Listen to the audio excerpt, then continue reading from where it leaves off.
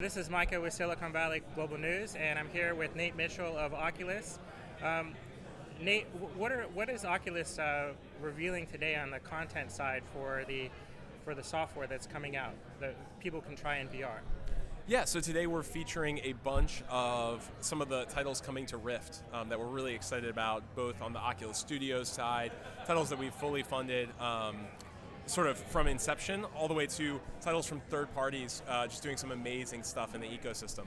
So just to run through a couple of them, today we've got Echo Combat, which is the upcoming sort of spiritual successor to Echo Arena by the Ready at Dawn team. That's actually going to be launching this November. Really excited about that. We've got Defector, which is a spy game. Twisted Pixel, the creators of Wilson's Heart. Fantastic game. We've got Stormland from Insomniac, which is coming out in 2019. Really excited about that. One of the big announcements for today was Vox Machina, which is this awesome competitive multiplayer mech game. Yeah, I tried it. What did you think? The mech game was really neat.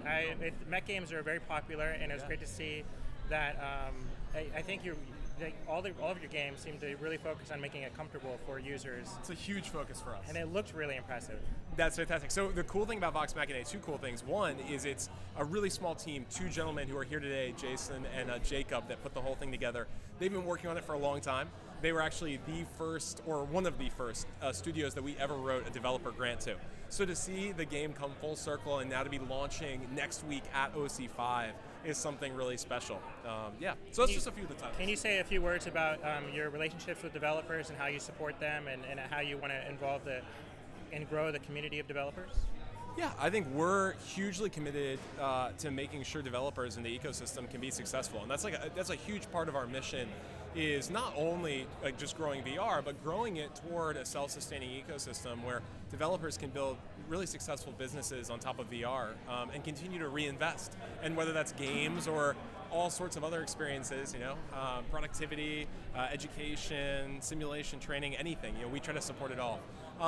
So we have a number of ways that we work with devs, from very light touch, developers who are creating things and saying, hey, I just want to distribute on the Oculus Store, all the way to hey, I have an idea to build something. Oculus, are you interested in funding it end to end? And will you help me all along the way, sort of working closely with us? And we do everything in between. So tell me a little bit about the Oculus Start program, and it sounds like you were referring to that. So Oculus Start is actually just one program we have. But yeah, Oculus Start is basically, and I hope I get all these details right, us basically sending hardware, lots of documentation samples, even some early access, or sort of access to our developer relations team to up-and-coming developers who have promising applications or pitches, really to help get them started and get the ball rolling. And then, through Oculus Start, develop a relationship with them where they can continue to work closely with us on, optimizing their title or, merchandising it well in the store to actually reach the users that matter most to them. Is Oculus announcing anything new about the web browsing feature and the web development software, Web VR and Web XR, that type of stuff? But we're definitely working very closely on Web VR type stuff. We have a browser project that's... It's something Oculus cares a lot about. We care deeply about it. And actually one of the coolest things, and I've mentioned this a few times today in various conversations, is the continued growth and explosion sort of in the Web VR space, which is so cool, to be able to sort of browse a bit of a little mini metaverse of people creating all these pretty neat experiences that are rich 3D VR experiences, but instantly loading in the browser.